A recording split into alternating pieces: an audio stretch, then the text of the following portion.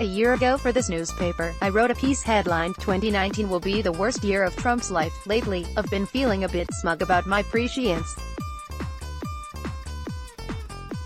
A wiser man might retire from the prognostication game on that high note, but instead I'm going to double down with a new prediction: 2020 will be the worst year of Trump's life.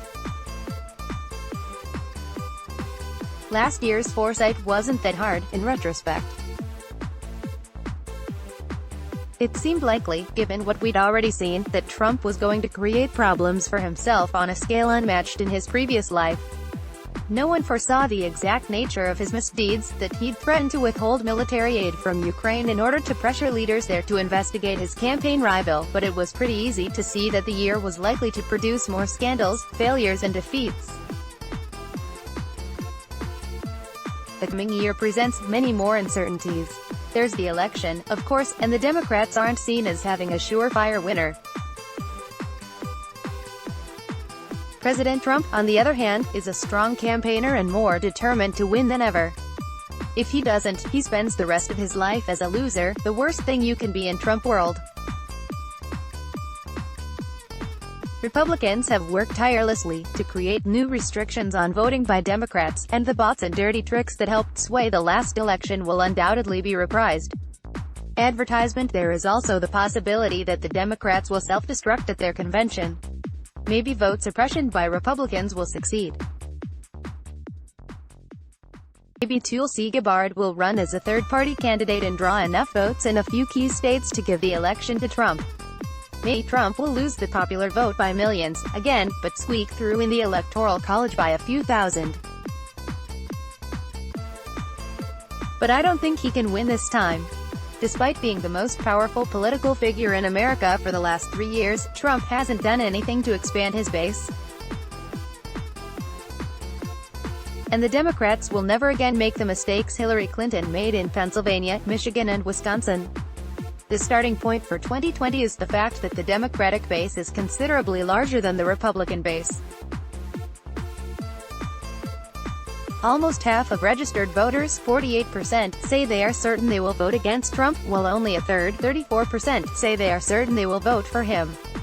The Democratic strategist and pollster Stan Greenberg has a whole book about why Trump will lose, with the great title "R.I.P. GOP."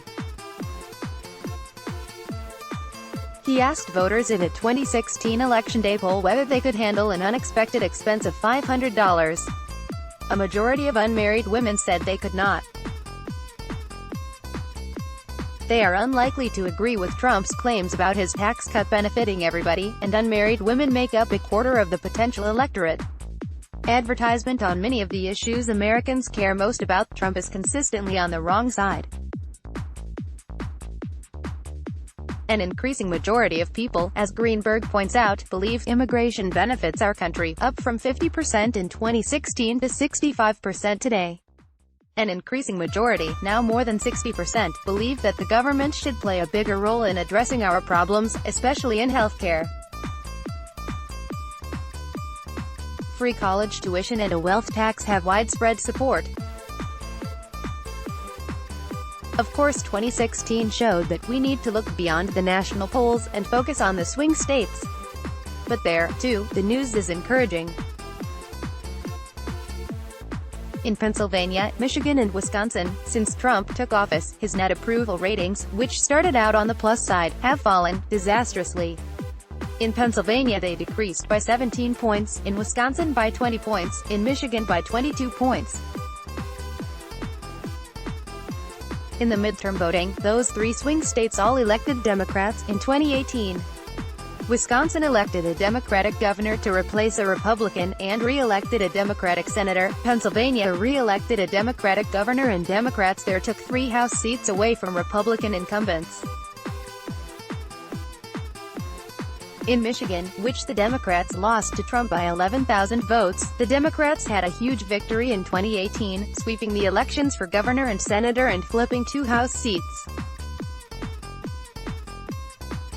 Voters also banned gerrymandering and created automatic voter registration, which together will bear fruit in 2020.